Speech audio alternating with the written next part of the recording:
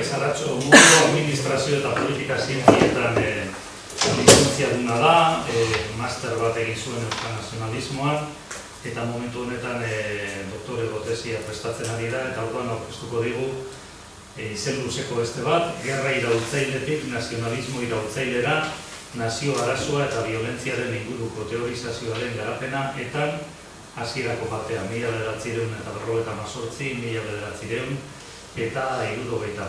Eta besteak beste esaten du etaren sorreratik, 1990 barne zatiketara arte, erakundearen baitan violentziari buruz eta euskal nazio arazoaren inguruan egindako planteamendu ideologikoen arteko harremana agertu nahi duela eta horretan jardun buruz.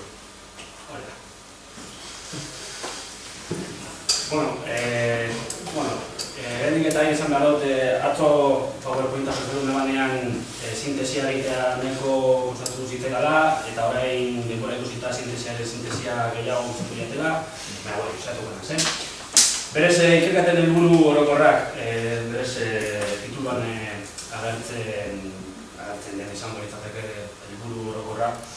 Baina, bebai helburu horreri heltzeko, batez zentratu izan naz denboraldi horretako etak idatzitako testuetan, violentzia eta nazio arazoaren inguruko testuetan, eta baita etarentzat eragingarrienak izan ziren eta autoren testuetan.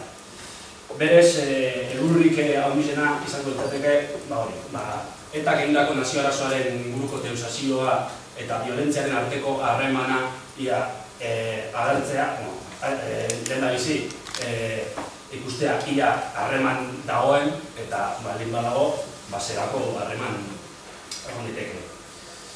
Berez, etaren hasieran, berez, lehenengo asanblada burutu horretik, bere militanten artean violentziaren inguruko eztabaidak ziren, berez, lehenengo zutiken agertzen ziren artikulu ezberdinetan, irakurri ziren violentziaren aldeko teoriak edo violentziaren aldeko artikuluak eta baita ere kontrakuak. Goratu behar da, lehenengo zutik horietan esan erakundeak bera idazten zueta, hau da, militanteek edota jarraitzaileek edota laguntzaileek idazten zuten zutiketan, eta orduan zutik batzuetan irakur zitekeen violentziaren aldeko artikuluak eta hurrengoan guztiz kontrakuak. Hori berez, gertatu zen, lehenengo asanbladan berez onartu zen txosten ideologikoa, zuzenbide izena hartu zuena, berez ez zuen eduki violentziaren inguruko inolako aipamenik ez. Violentzia oraindik ere eta erentzat esan nahiz eta hori militanten artean garantia zuen gai bat izan, oraindik ere erakundeak zuen iritzi ofizialik horren inguruan. Berez, bere lehenengo urteetan, kontuan izan behar dugu eta kasualitatez edo ez dakit kasualitatez edo zerrali, baina sortu ingara oso momentu historiko konkretu batean,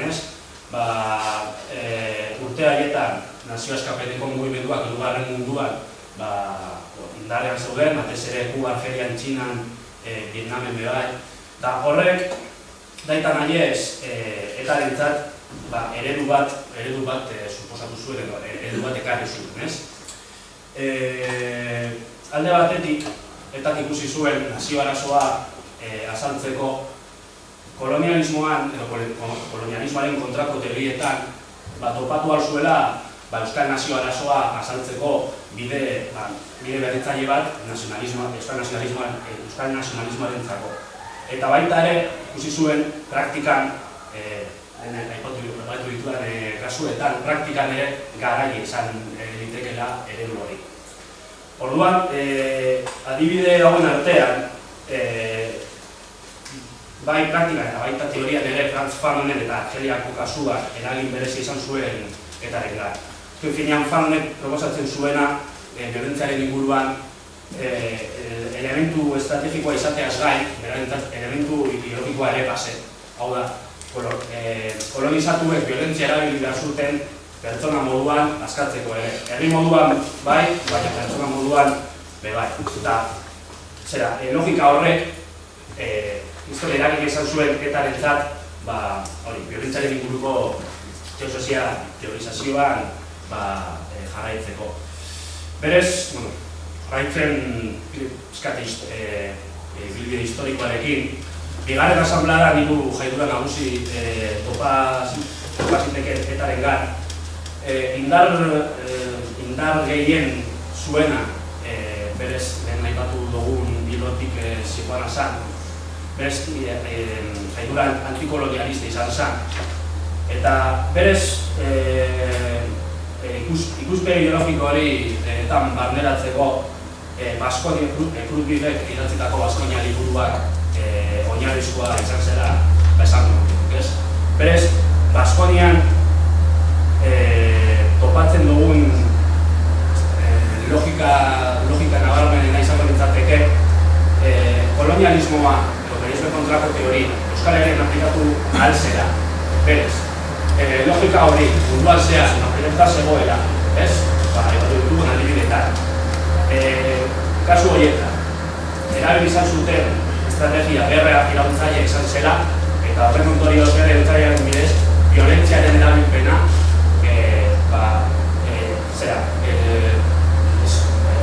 sortzen da, violentzia sortzen da mugimendu horiek.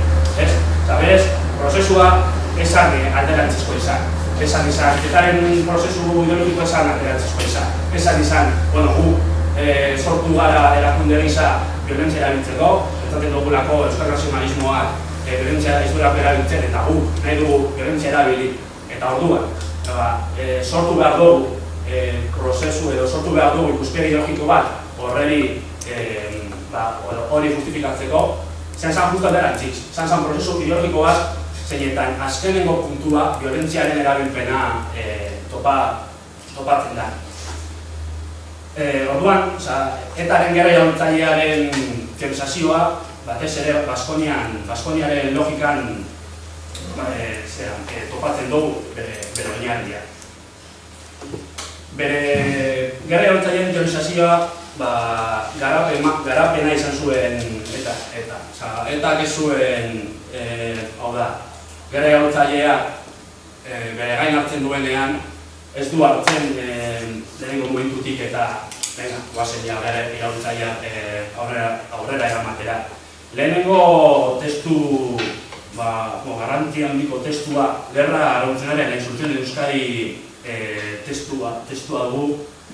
Berez, hau, hirugarren asanbladan onartu zen, eta, berez, testua, bere egilea, hiru autore nagusitan oinarritu zen idazteko orduan, batez ere, la guerra de guerrillas Mao Zedong eta dugun Baskonian, eta berez, orduko mugimendu iraultzaileen edo nazio askapeneko mugimenduen sintesi bat izan zela testu hau esan dezakegu.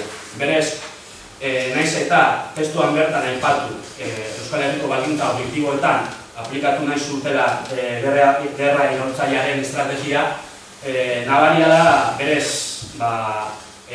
prozesu gerrillarietan guztiz oinarrituta zegoela eta berez Euskal Herrian aplikatzeko aukera handirik ez zegoela.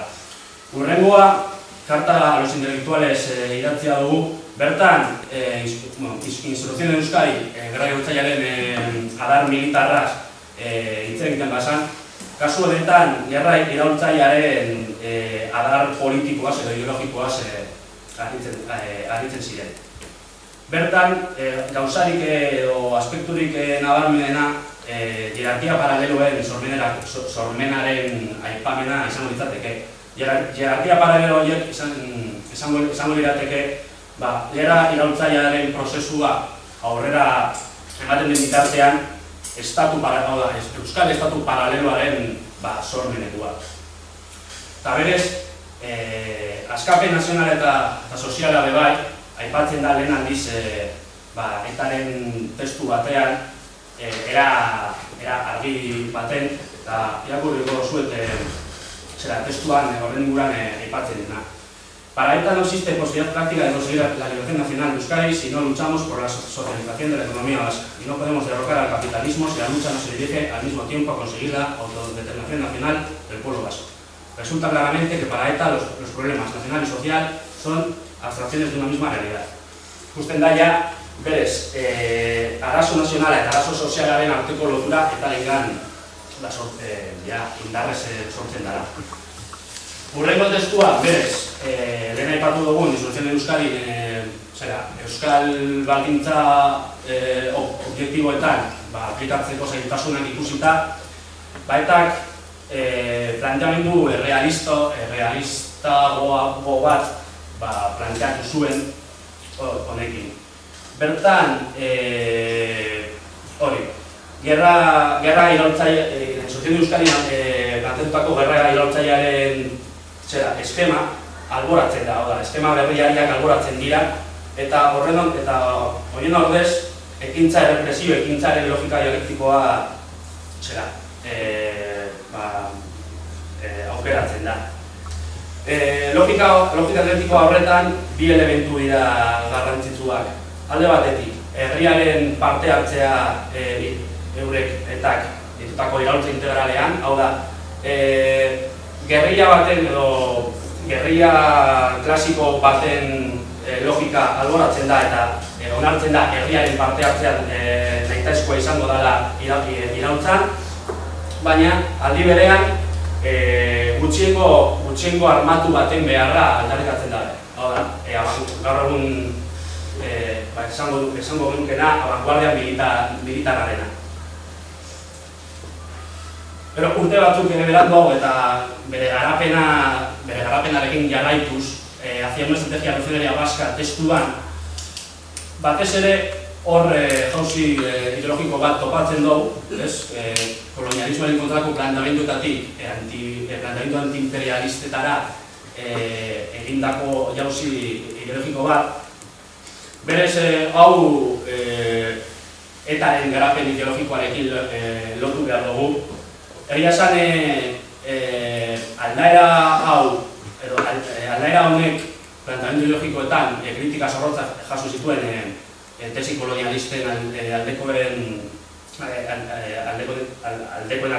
aldetik, berez, batez be Krugvig eta Belzaren aldetik, baina berez horrek demostratzen dau etaren garapen ideologikoa momentu edo garaiko baldintza objektiboetan oinarritu izan zara bai eskema ideologikoak eta baita planteamendu estrategikoak sartzeko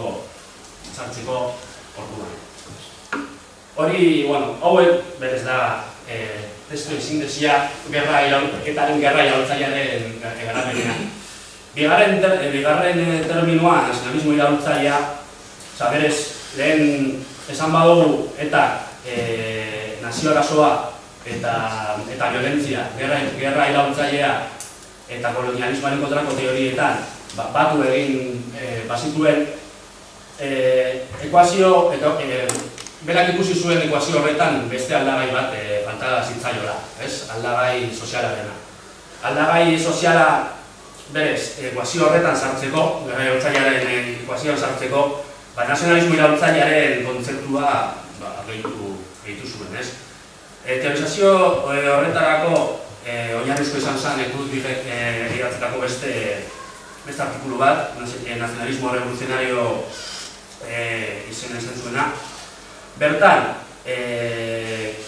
komunismo klasikoak nazio zapalduekiko zuen jarrera kritikatzen zuen eta berak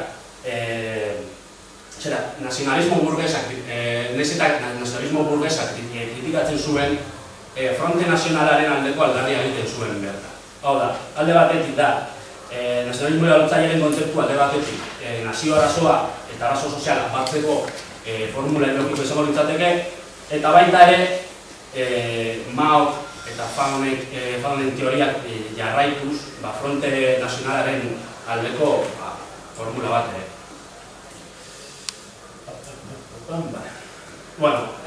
Bosgarren asambladan oso oso asamblea ezagun izan zanez, baina, bueno, ni saiatuko naz zentratzen elementu ideologikoetan. Berez, laugarren asambleadan gero iraultzailea onartuta bero, etaren bulego politikoa lehen aipatu dugun jaidura obreristaren menpe geratu zen. Jaidura horrek, bai gerra iraultzaileen planteamendua, baita kolonialismoaren kontrako ikuspegi ideologikoa alboratu zuen, eta horren ondorioz, erreforma ez erreformistak bezala ezagutu zen estrategia proposatu zuen etarentzako.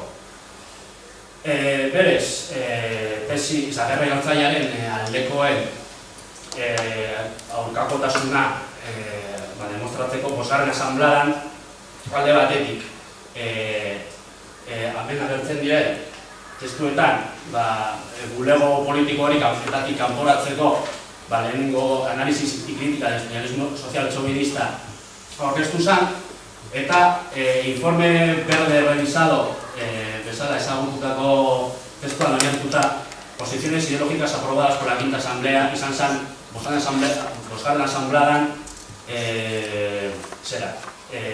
eta bere gain hartu zituen aldagai ideologikoak batu zituen testua. Berez, lehenengo zatian hori litzateke garrantzitsuena. Berez, esan behar dugu, lehenengo zatian eta berriro ere laugarren asambleadan onartutako oinarri ideologikoetara bueltatzen da. Gerra iraultzailea, komunismoen kontrako teoriak, eta bar. Bigarren zatian, gauza edo aspekturi nabarmenenak alde batetik eta bere burua Euskal Nazio Eskapeneko mugimendu sozialistatzat hartu zuela, eta gero bestalde, etaren ideologia ofizial dei, hau da, eta bere ideologia definitu zuen txostenean, bertan argitasunez agertzen zen etaren ideologia nazionalismo iraultzailea zela.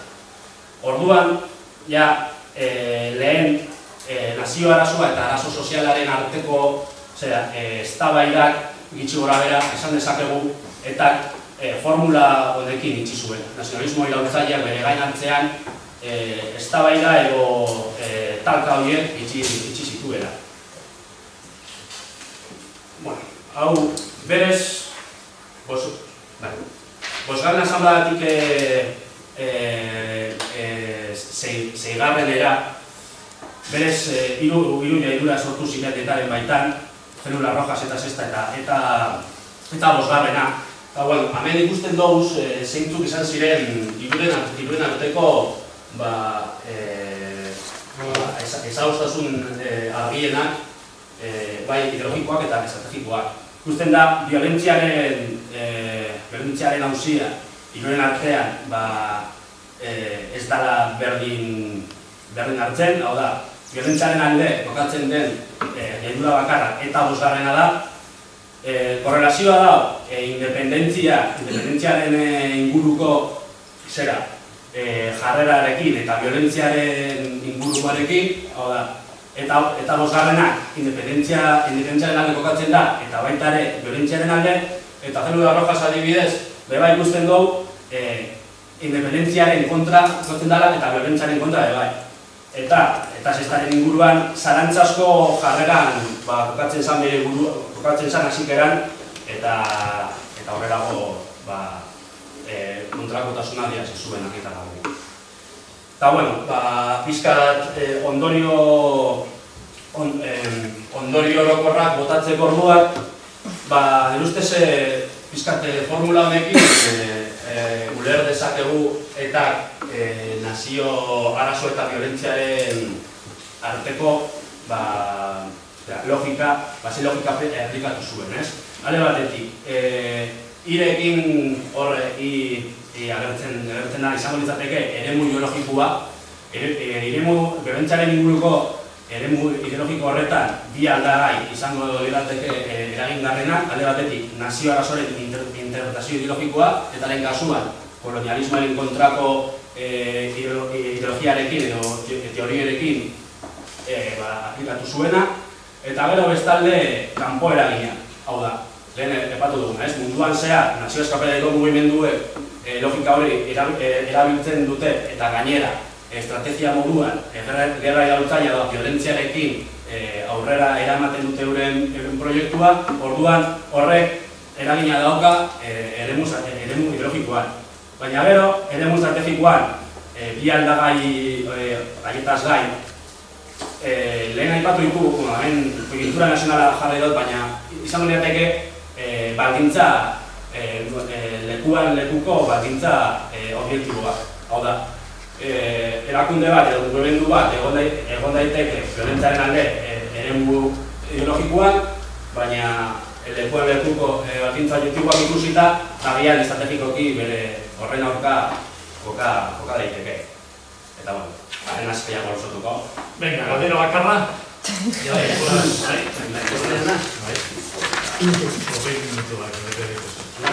Venga, bakarra. Ez besteate galdetu zela, zinera galdetu den, beraz... Ez zu bakarra galtzatu zu beste batek. Venga. Nik ditut eneko... Aldea bat, eneko arlo ditut. Alde batetik Kurtbik den Baskonia dana. Bai Euskal Gerra egontzen aldeko estrategia, baina baita ere zenbait pasarte pixka iluna bakola da negozioan. Xenofobia pixka bat, edo edalako mistizismo atu ideologia bat, Euskal ideologia irredentismo bat eta egin egurtea alde batetik Kurtbiken lanak zelako eragin izan zuen ez eta gero etako urrengo urteetan eta urrengo urteetan kontura esanak Kurtbiken militantzia efektiboa oso denbora laburra emantzera. Eta gero bigarren galdera bat da bosgarren eta zigarren asamblea buruz. Bosgarren asamblean aldaretik jakina da botatzen zituztela jarrera, espainolista edo sindicalista edo bezala zan. Botatzen zituztela, baina askotaz eta botatzen zituztela abertzaletasun faltatik, nire analizian, hori ikertu dut, nire analizian ez zutela abertzaletasun edo bota, eta ideologia soziala. Reforma ez reformistari edo gobatzen teoriakin adoz ez dutelako Etxebarrieta nahiak. Ez txigarritarek, zegoetu zuten izan pisu handi, eta Etxebarrietatarek, zein egin marxen eta lehenizak eta definitu zuten. Eta gero, zigarren asamblean, askotan azaltzen da Orbanek eta zigarrena, eta bosgarren batean askotan azaltzen dela, historioak mainstreamen azaltzen dela, eta zigarren zago baritz langileen aldekoa, eta bosgarrena abertzaletasun soilean aldekoa. Baina kondutan hartzurik gero eta bosgarrenak urteetan batez ere buruzko prozesua den mobilizazio ostean eta batez ere karrera blanko hilketan horretik eman ziren enpresetan izan zuen jarduna, elkarretan nagusiak baitzia eta horrezko azartzea, zenbateaino eta bosgarren nahi duenak, hau da, gero eta politiko-militarrak eta militar manatu zela eta gero eta militarrak atzera jatu zela, zenbateaino benetako bosgarren azen bat daude, iruritazikotik zenbatean zuen, eta zenbatean zuen, mila beretzen da iruritamaren, zigarren azen bat, izen hori izan zuten, Jose Txabe eta Malariara, hau da, Txillarde gilen joeratik gertu zuen kontutan hartuta, gero eta bosgarren bakatuko zuten ideologo egina, gero ezagala, lehenbizi eta zigarren zenbat da bosgarren. Azerako hiru bale. Azteko, egin duzu lehenengo galdera Kurtbiken ingurukoa, guztot kutsu xenofoba baino, berak euskal nazionalismoa esparru etnikoan oinarritu zuela. Horrek, euskal etnian oinarritzeak garapen logiko bat egon ziren etari, berari den da bizita, gero etari bebai, lehen aipatu dugun garapen ideologikoa emateko. Hala ere, egia esan, nik uste dut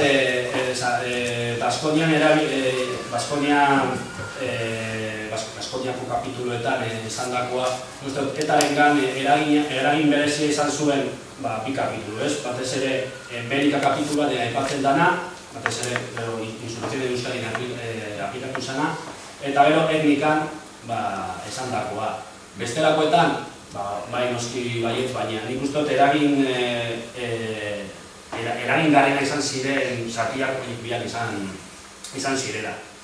Bigarren galdera barkatu, baina zait burua ez dakit ez burukoa zan. Gozaren asamblea buruzkoa. Gozaren asamblea.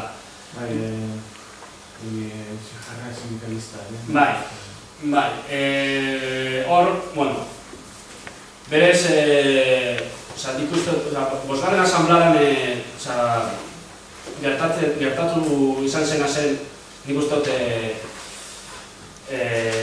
lehen aipatu dut hori. Ordura arte, nazio arazo soziala ez egoela guztiz landuta, etaren teorizazioan ez egoen guztiz landuta. Orduan, garai horretan,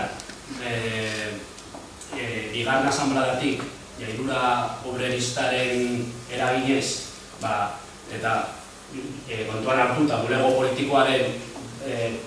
politikoa bere esku zegoela, hartu zuen bide bat marxismo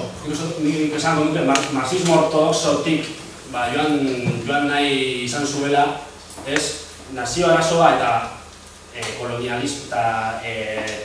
kolonialismoan oinarritutako nazio arazoa pizkat alboratuta. Horrek talkak sortu zituen hiru jairuren artean, batez ere, baina bi bloke handien artean, ez? Ia nazio arazoa eta arazo sozialen artean, betutako antagonismoen artean, zeinek izan behar zuen hegemonia, ez? Arazo soziala edo arazo nazionala. Orduan, nazionalismo iraultzaile kontzeptuarekin biak bateratzen ziren, baina kontuan hartuta herri zapalduenetan antagonismo edo kontraesan nazionalak lehentasuna zeukala antagonismo edo kontraesan sozialaren aurre. Nik uste dut pizkat logika hori izan zara. Gero nik uste dut eta berri den gero etorkizuna ikusita nazio arazoa zen olako ikuspegia zeukan nazio arazoaren inguruan bere errealitatearekin eta gero esan eta egin zuenarekin ikusi zuela, ikusi zala bakatu. Eta hirugarren galdera, seigarren asanbladaren ingurukoa, hor, egia esan, nik uste dut berez, arrazia dekozula alde batetik, baina nik uste dut berez, bosgarren asanbladan azaldutako logika hori oso era indartsuan sartu zala etako militanteengan, etako horretako militanteengan.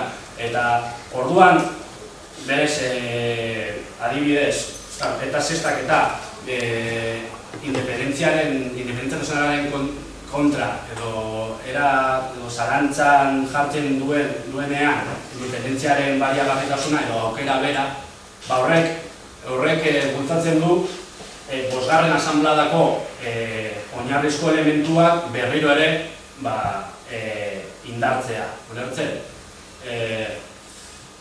Uste dut, biolentziaren inguruko auziak, kriston eragile izan zuen, zuk aipatu zuen